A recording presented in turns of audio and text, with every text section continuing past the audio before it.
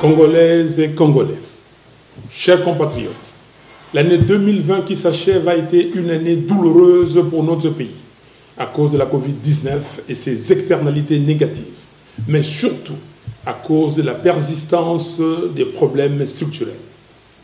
Une fois de plus, je présente mes sincères condoléances à tous ceux qui ont perdu des êtres chers, soit du fait de la Covid-19, soit en raison de la misère, l'insécurité et les guerres qui sévissent dans notre pays. Je soutiens dans la prière tous ceux qui sont malades et je souhaite un prompt rétablissement à tous ceux qui sont convalescents. Je prie Dieu Tout-Puissant pour que l'année 2021 soit meilleure pour tous. Mes chers compatriotes, face à la théâtralisation de la vie politique observée tout au long de ces 2 dernières années, permettez-moi de rappeler brièvement la mission du service public et l'essence de l'engagement politique. En effet, le service public vise ni plus ni moins la satisfaction de l'intérêt général et l'engagement politique y rattaché doit être conçu comme un sacrifice au nom de l'intérêt supérieur de la nation. Le fondement même de cet engagement, c'est le pacte social noué avec le souverain primaire, auprès duquel on obtient un mandat en bonne et due forme, de manière à améliorer son vécu quotidien et lui donner la chance de rêver dans son propre pays. Cela implique, de la part de l'homme ou de la femme politique engagée, non seulement des aptitudes, du caractère, de la rigueur et de la discipline, mais également l'oubli de soi et un sens élevé du bien commun. Mes chers compatriotes, si je me suis engagé en politique après une carrière professionnelle accomplie, c'est avant tout par patriotisme et sens du devoir, avec l'idée forte d'apporter ma modeste contribution au développement de mon pays. C'est aussi et surtout parce que j'aime mon pays et mon peuple. Je crois en la méritocratie et je crois en l'expertise pour résoudre le problème multidimensionnel et complexe auquel fait face notre pays. Car, in fine, c'est bien de cela qu'il s'agit. Apporter des solutions concrètes aux problèmes quotidiens de la population congolaise. Mes chers compatriotes, en toute franchise, avez-vous aujourd'hui l'impression que vos conditions de vie s'améliorent? Existe-t-il réellement un pacte social conclu entre vous et ceux qui se sont imposés comme dirigeants? Est-ce que vous pouvez véritablement regarder vos enfants dans les yeux avec la certitude qu'ils auront accès à plus d'opportunités demain? Est-ce que le système éducatif de votre pays est plus au sérieux par l'État? Au vu de massacres qui se multiplient particulièrement dans la partie est de notre pays, vous sentez-vous réellement en sécurité dans votre propre pays? En cette fin d'année, chacun de vous, chers compatriotes, doit pouvoir se poser ces questions, loin des considérations et passions partisanes, mais dans un esprit patriotique. La question fondamentale étant celle de savoir, 60 ans après son indépendance, où va notre pays? Mes chers compatriotes, le développement ne se nourrit pas de slogans. La croissance économique ne s'appuie pas sur des promesses. Le taux du franc congolais sur le marché d'échange ne s'ajuste pas en fonction des déclarations de bonnes intentions. L'effectivité de la gratuité de l'enseignement ne se décrète pas.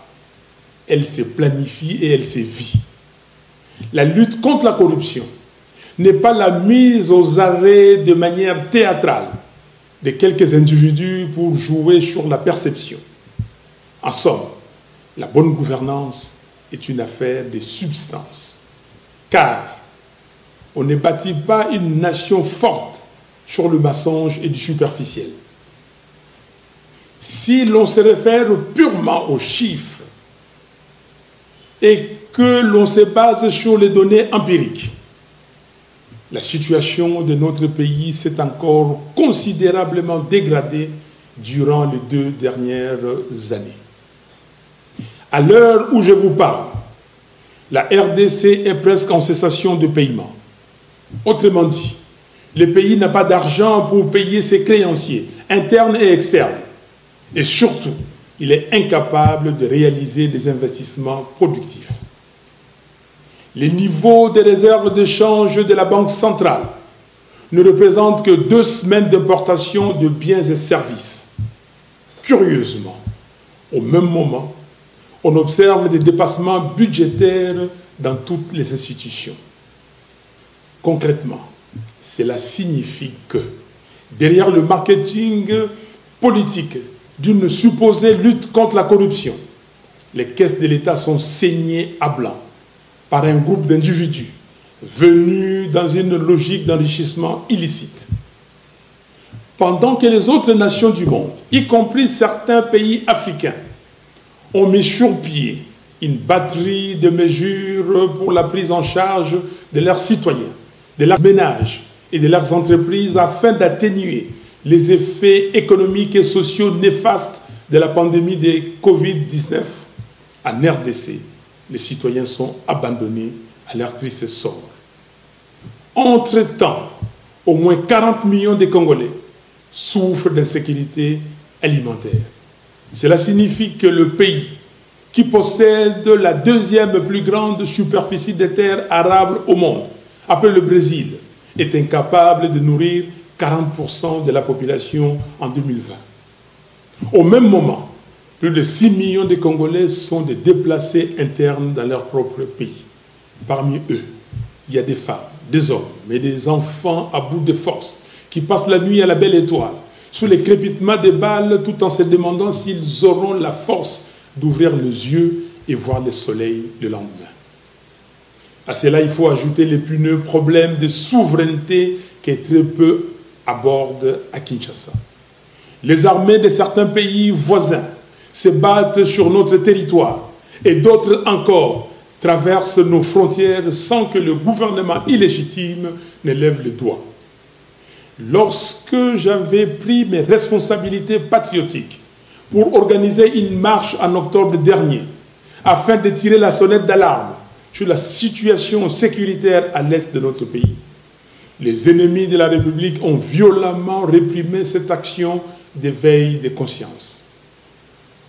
En ce qui concerne les infrastructures de base, à ce jour, la desserte en électricité dans notre pays est de 8%, tandis que celle en eau potable se situe en dessous de 30%, contre 60% en moyenne en Afrique.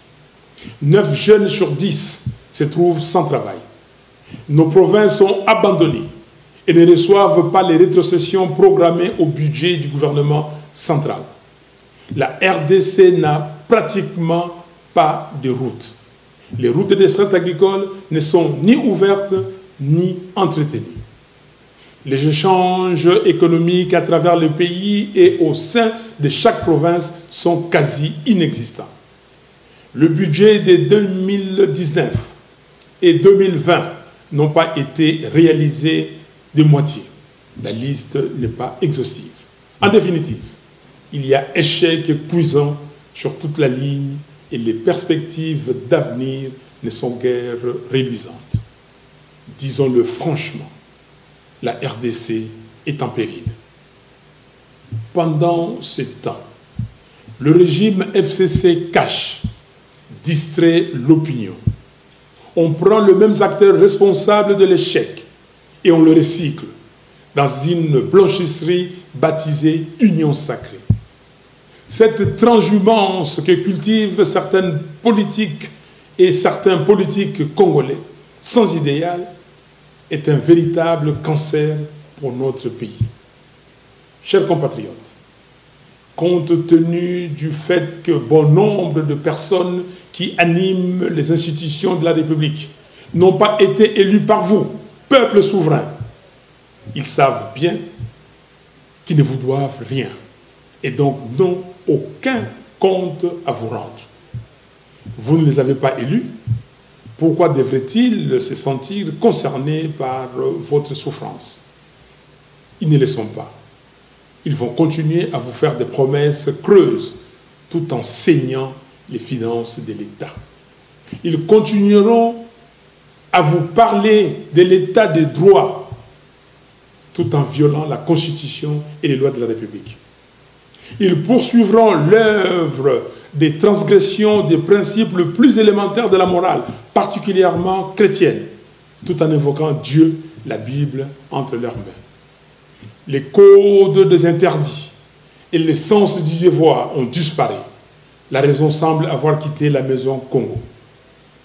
Ce qui est plus regrettable, c'est la caution que leur apportent certains acteurs de la communauté internationale, qui ne semblent point tirer les enseignements des erreurs du passé. Ces représentants des vieilles démocraties et d'états de droit sont désormais ambigus et même devenus aphones quand il s'agit de défendre le principe que leur pays prône. D'aucuns sont même allés jusqu'à soutenir publiquement les faits flagrants de corruption observés récemment à l'Assemblée nationale. Nous condamnons cette politique de 2 poids 2 mesures et exigeons le respect de la part de certains de nos partenaires extérieurs. C'est ici l'occasion pour nous de rappeler à chacune et à chacun de vous que les membres du FCC cash sont les acteurs responsables de l'état morbide actuel du pays. Et tant que ceux-là même qui se sont caractérisés par les antivaleurs porteront la destinée de notre pays, il est illusoire de penser que le quotidien du Congolais pourra s'améliorer. Mes chers compatriotes, nous avons besoin d'hommes et de femmes politiques en symbiose avec le peuple, qui vont mettre fin à l'absence de l'autorité de l'État. Nous avons besoin de personnes courageuses, notamment dans les dossiers actuellement étouffés, tels que l'érection irrégulière et dangereuse de Minembwe en commune rurale, l'invasion de la partie est de notre pays par les armées de certains pays voisins, le projet de balkanisation de la partie orientale de la RDC, notre beau pays, ainsi que les pillages de nos ressources naturelles. Nous avons besoin d'hommes et de femmes politiques qui n'auront pas peur de soutenir publiquement et d'appuyer les combats que mène le docteur Denis Mukwege pour l'exhumation du rapport Mapping, ainsi que l'instauration d'un tribunal pénal international pour la RDC. Il nous faut une justice impartiale qui fonctionne pour tous et qui s'active en toute indépendance pour mettre fin au règne de la corruption, de l'impunité et de l'arbitraire. Notre pays doit avoir un cap, une direction, des compétences et une vision claire qui s'articulent non pas sur la démagogie, le mensonge et l'hypnose, mais sur une planification méthodologique et une série d'actions décisives. Où nous amène le pouvoir usurpé 2 ans après les hold-up électoraux sans précédent dans l'histoire du continent. Un hold-up présenté de manière légère par ceux qui tentent de falsifier l'histoire comme étant une passation pacifique du pouvoir. Comme si les Congolais étaient incapables d'exercer leur souveraineté dans la paix. Alors que depuis l'adoption par le référendum de notre Constitution en décembre 2005, scrutin par scrutin, notre peuple fait preuve d'une maturité exemplaire dans l'exercice démocratique, malgré la confiscation persistante de sa souveraineté. Nous ne pouvons plus tolérer ces mépris pour les Congolais. Congolaises et Congolais, je vous appelle au discernement et je vous invite à ne pas vous laisser berner par des petites guéguerres de positionnement servis par ceux qui ont confisqué votre souveraineté. Ces derniers ont opté pour la théâtralisation à choix raisonné et à la manipulation afin de mettre en scène un divorce politique à vos yeux alors qu'ils affirmaient il y a peu qu'il n'y avait pas de crise en RDC. En réalité, c'est à quoi nous assistons aujourd'hui n'est rien d'autre qu'une tentative de faire subtilement oublier les bilans négatifs des 2 dernières années par la mort nominale de la coalition FCC Cash. Des fusibles ont sauté et vont continuer de sauter. Des pions ont été déplacés. Un nouveau nom a été trouvé, mais le système reste le même. Et avec lui, les calvaires du peuple congolais. Ne soyez pas distraits, chers compatriotes. L'union sacrée n'est rien d'autre que la seconde grossesse du couple FCC Cash. Mes chers compatriotes, malgré les nombreux défis auxquels nous faisons face, l'espoir demeure. C'est encore possible. Oui, je suis convaincu que c'est encore possible de relever les défis, de faire du Congo un pays fort, digne et prospère. Comme l'avait dit Alain Moloto, je cite, « C'est encore possible de tout refaire et de voir venir de beaux jours pleins de gloire, d'écrire une nouvelle page en couleur d'espoir. C'est encore possible de renaître. » Fin de citation. Mon optimisme à ce sujet est sans faille, parce qu'il se nourrit de la force d'esprit des Congolaises et des Congolais. En effet, le redressement de notre beau pays va dépendre de toi, papa, chef de famille, qui travaille dur tous les jours pour subvenir aux besoins de ta famille. Cela va dépendre de toi, maman, qui travaille tout aussi dur, si ce n'est plus dur, pour subvenir aux besoins de ta famille. Cela va dépendre de toi, jeune homme, qui cherche du travail, mais qui bute contre le manque d'opportunités d'emploi et contre le chômage des masses. Cela va dépendre de toi, jeune fille, pleine de rêves, malheureusement obscurcis par le manque de vision et l'avidité des politiciens corrompus et égoïstes. Cela va, en définitive, dépendre de notre capacité collective à dire non, à dire stop à la complaisance, à dire trop c'est trop, il faut que ça s'arrête. Et il est temps qu'une alternative crédible prenne le dessus sur la médiocrité et la cupidité. Nous pouvons faire mieux, nous devons faire mieux. Pour y arriver, il est primordial de rétablir le peuple congolais dans sa souveraineté. Il est impératif d'obtenir une réelle alternative politique démocratique qui soit porteuse d'un véritable changement. Ainsi, la crise multiforme née du hold-up électoral de décembre 2018 ne peut se résorber que par de nouvelles élections justes, transparentes et crédibles. C'est pourquoi, devant l'histoire et devant les Congolaises et Congolais, j'en appelle au bon sens de toutes les forces en présence. Évitons de répéter les mêmes erreurs qui, depuis 1960, ont plongé notre pays dans un cycle de crise perpétuelle de légitimité. Gardons à l'esprit notre loi fondamentale. Celle-ci renseigne dans son exposé des motifs que tout le temps que les institutions de la République et leurs animateurs seront illégitimes, la RDC restera engluée dans des crises politiques récurrentes qui plombent sa stabilité et son développement. Il ne s'agit pas d'une hypothèse, mais d'un constat. Et les événements auxquels nous assistons aujourd'hui donnent toute sa raison d'être au contenu de l'exposé des motifs de notre Constitution. En effet, une majorité préfabriquée, même si elle est subvertie, conserve son caractère artificiel et donc illégitime.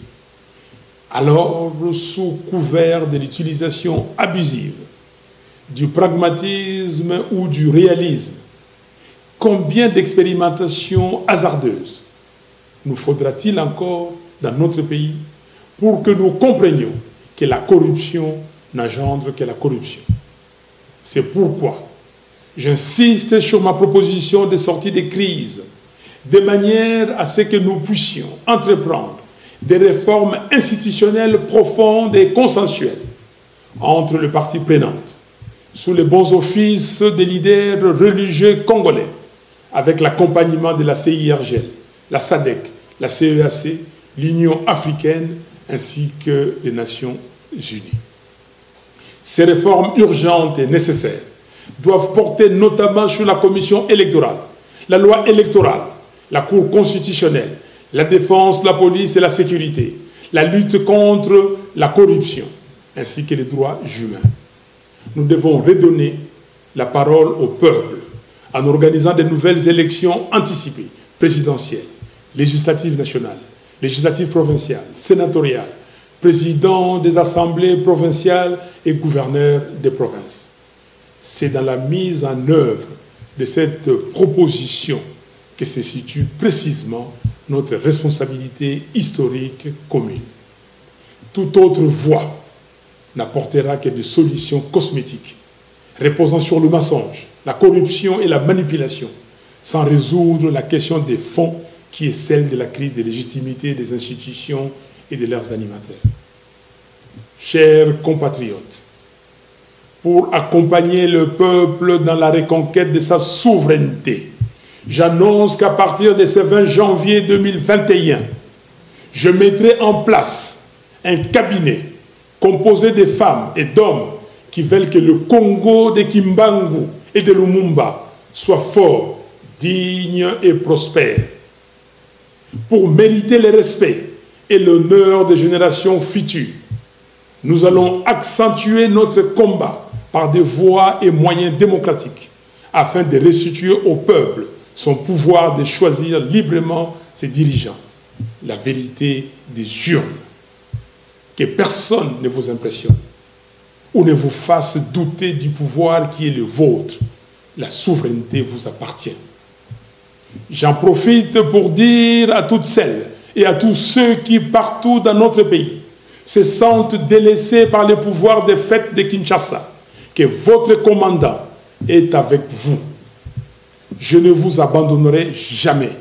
La RDC, c'est les 2 345 410 km² que composent ces 26 provinces. Et c'est près de 90 millions d'habitants dans toute leur diversité.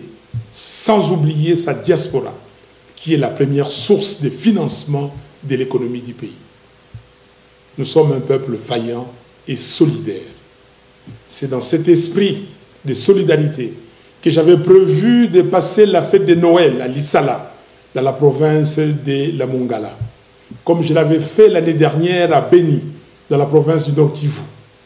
Mais mon voyage de Mbandaka, Boende et Lissala a été reporté. Je serai avec vous, mes frères et sœurs de Kinshasa et des provinces, tout au long de l'année 2021.